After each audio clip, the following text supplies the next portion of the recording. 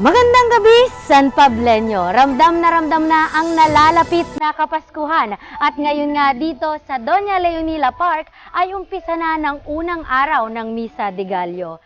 Bare months pa lamang ay ramdam na natin ang simoy ng Kapaskuhan. Naipakita namin sa inyo ang iba't ibang lugar dito sa lungsod ng San Pablo kung saan ating ma-enjoy ang napakagagandang dekorasyong Pampasko hanggang syempre sa darating na mismong araw ng Pasko. At dito nga sa Doña Leonila Park gabi-gabi mula ngayon December 15 hanggang December 23 ng alas 6 ng hapon ay meron tayong simbang gabi o Misa de Gallo. Siyempre alamin natin bakit nga ba tayo nagkakaroon ng Misa de Gallo. Bighingan natin ng panayam o kaya naman mensahe ang officiating priest ngayong gabi at siyempre bigyan natin ng highlights ang Misa de Gallo.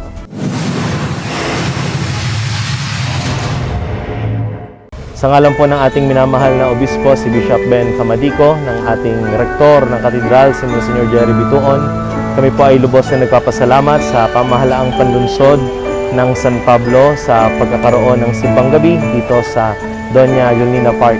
Pinapakita lamang nito na bilang mga namamahala sa aming kapakanan, hindi niyo lamang pinapahalagahan ang aming katawan, kundi pinahalagahan niyo rin yung aming kaluluwa.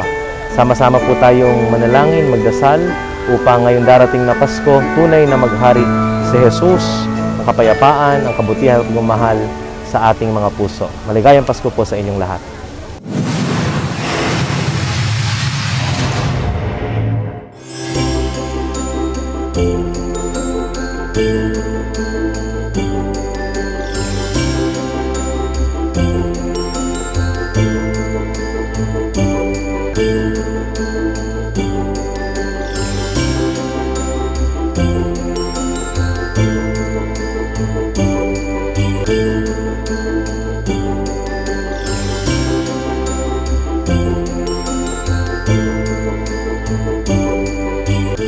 Yung madaling araw, gigising yung ating mga ninuno, siyam na araw bago ang Pasko, para bago pumunta sa mga bukid, para magtrabaho, mangisda, sila muna ay magsisimba.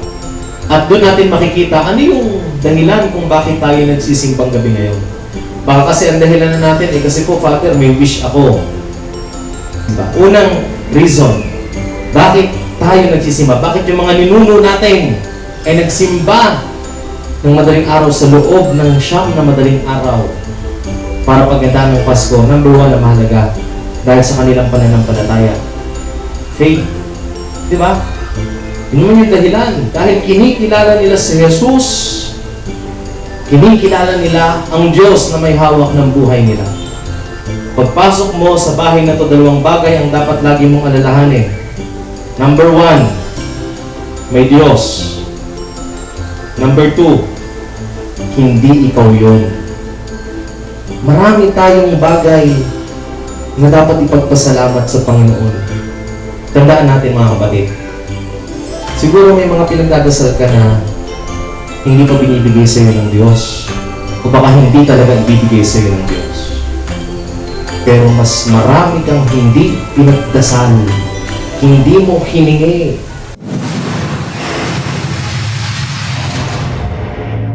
Muli mga ka-San Pableño o sa lahat ng manonood sa pangunguna ng lokal na pamahalaan sa pamumuno ni Mayor Vicente B. Amante ay kayo ay welcome na dumalo sa Misa de Gallo dito sa Doña Leonila Park gabi-gabi alas 6 ng hapon.